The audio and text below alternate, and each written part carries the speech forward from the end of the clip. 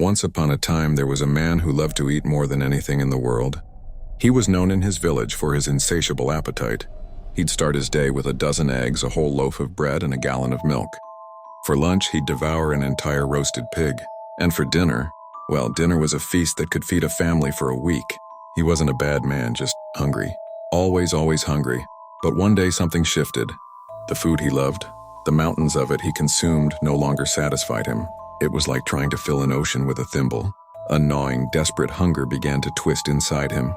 A hunger for something different.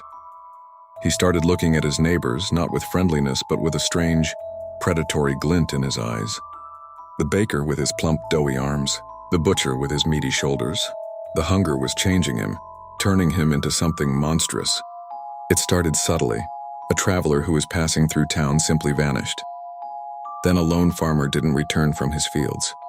The villagers whispered of wolves, of bandits, but the man knew the truth. He had tasted a new kind of meal, and it was a taste he craved with every fiber of his being.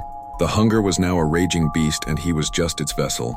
His humanity was slipping away, replaced by a single primal instinct to consume. One sunny afternoon, he stumbled upon a beautiful clearing in the woods. The sound of laughter and music drifted through the trees. It was the annual village picnic. Families were spread out on blankets, surrounded by baskets overflowing with pies, sandwiches, and fruits. Children were running and playing, their joyful squeals echoing in the air. For a fleeting moment, the man remembered what it was like to be human, to feel the warmth of the sun and the joy of community.